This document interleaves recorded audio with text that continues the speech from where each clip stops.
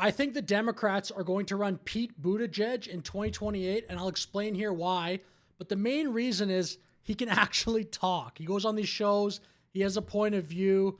There are other reasons, but the main reason is that he can just talk. You cannot run these candidates. I really believe the era, if there ever was one, of running a candidate who can't answer questions effectively is done. You won't be able to just throw money at a candidate.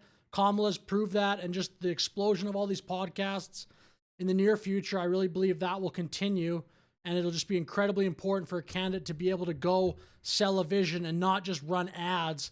So looking at some of these other candidates, which we're going to go over, and I'll explain why I don't think it will be any of them. These are the betting markets currently for 2028 Democratic nominee.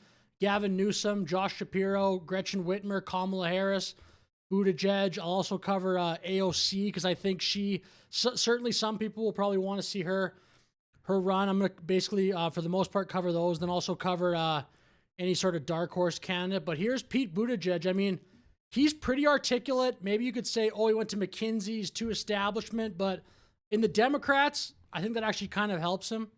Right. I'm under no illusion that you can just, on the strength of a witty argument or Man, are you preaching to him? Yep, you're right. Doesn't do jack. But I get it. I get the conversation, right? Yeah. And what is the point of having a conversation if you're not speaking to people who don't already agree with you? Son of a bitch. So that is true. The Democrats need way more of that, and they need to be willing to just go talk to a bunch of people they don't agree with, and in good faith, like listen to their arguments. What does a Trump supporter think? What are they concerned about? Without this preconceived notion that the Trump supporter is coming at it from a bad place. Like way too many Democrats have this cartoonish garbage view of Trump supporters. Now, Kamala Harris, the first person, they're not going to run Kamala, I don't believe, in 2028. I just have to remind you, don't you ever let anybody take your power from you. You have the same power that you did before November 5th. And you have the same purpose that you did. And you have the same ability to engage and inspire. So don't ever let anybody or any circumstance take your power from you. So look, I don't see it. I don't think they're going to run her again. I mean, she is not a good candidate in the current media climate. They should have already known that. They made a massive mistake. The fact that Kamala can't go out to these podcasts and just say things, like she did well in the debate. I know some people that'll watch my channel will disagree with that. Maybe some people have in the comments disagree with that before. Her debate was fine, but you can prepare for that in a sort of a spontaneous setting like a podcast. She's not great. Now, Gavin Newsom is actually currently the favorite, according to that website, Call-She. I don't think Gavin Newsom, for a bunch of reasons, is going to be the nominee. I know folks say, oh, they're just cleaning up this place because all those fancy leaders are coming into town. That's true, because it's true. But it's also true for months and months and months prior to APEC, we've been having different conversations. It's true. So yeah, I don't really know. Like that was when obviously they cleaned up San Francisco when Xi Jinping from China came into town. Now, aside from that blunder, I also think Gavin Newsom being so publicly linked to California, and a lot of people have a very negative view of California now. Certainly a lot of people still have a positive view, but the homelessness crisis, the cost of housing there, the fact that so many people are moving from California, prominent people too, like Joe Rogan, Elon Musk, moving from California to Florida or to Texas. And I just think also from a political standpoint, it will be very easy for MAGA and the right wing to politically go at Gavin Newsom. I think he almost has the sort of Hillary Clinton feel that he feels like a corrupt politician. Whether, again, he is or not, I'm not 100% sure. I mean, I don't follow the political or the politics of California that closely, but I think Gavin Newsom certainly has that feel. Now, another person who's a favorite is Josh Shapiro. Just in my opinion, from what I've seen of him, I don't see it. He reminds me way too much of a cut and paste politician. He got a lot of attention because he was the governor of Pennsylvania, and Kamala passed over him for Tim Walz. By the way, I'll briefly mention there's no way it's going to be Tim Walz. I don't think he's a good politician whatsoever on a national level. Way too corny anyway. But I think Josh Shapiro is way too cut and paste. About this, the last two presidential races in Pennsylvania came down to a less than a point. So, of course, the polls are going to be close. Now, are folks tired of maybe some of the commercials and things on TV? Yeah, but I think folks also understand that they have an extraordinary power here. And with that power comes a real responsibility. I think maybe the one... Dude, you can't just sit here and quote Spider-Man. That's not...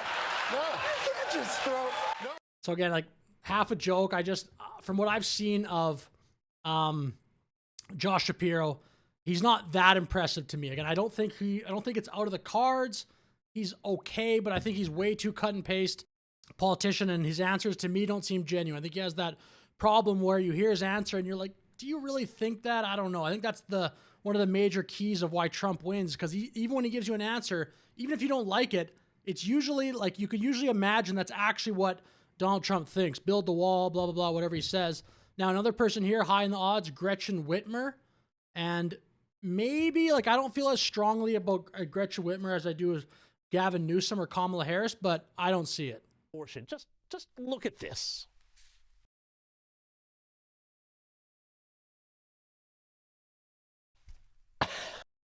So again, one thing, and I'll show one more thing, one more clip of her. Gretchen Whitmer, not Joe Biden. I think Gretchen Whitmer sounds, again, kind of the same problem with Josh Shapiro, not very genuine. Called me that woman from Michigan as an insult. Being a woman from Michigan is a badge of honor.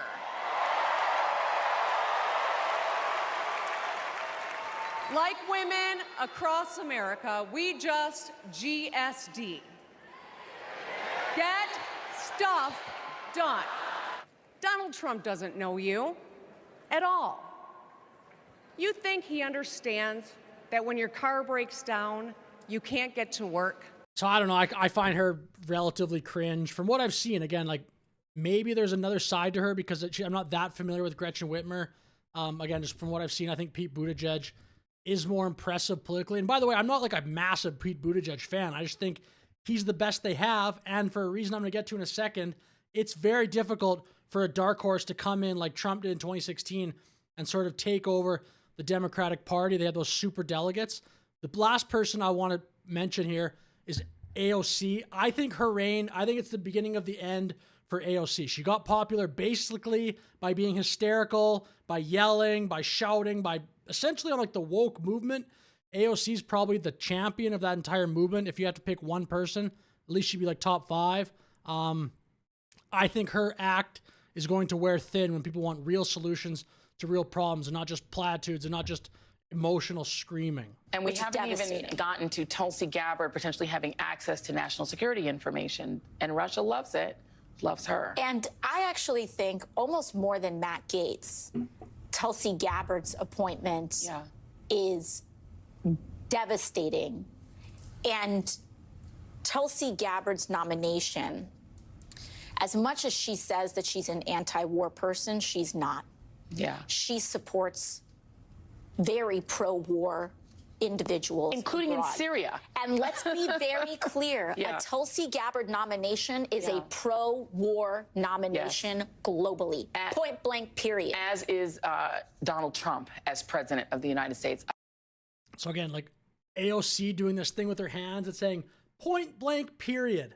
I think that's going to wear thin moving forward. I just think like the fact that she's such a showman, I don't know. I mean, maybe Trump is as well. I don't think, I'm predicting AOC is going to start moving down in popularity just because so much of her whole shtick is being hysterical. Trump does it as well, but he has way more of a resume to back it up. He's legitimately successful in business. He's already famous, all the stuff that pretty much everybody knows. Now, for another reason on the Pete Buttigieg thing, I don't think it'll be a dark horse like a Mark Cuban, like somebody else, people said like Jamie Dimon. I think it's incredibly difficult, as Michael Bloomberg proved, spent so much money back in 2020 for somebody new to come out of politics and just kind of take over, quote unquote, the Democratic Party for a few reasons. Trump will lay out one here. Meantime, begging for it. Okay, begging. They all. I believe you. Everybody, look, everybody wants it. But what I wanted to get by the to, way, no matter what you do,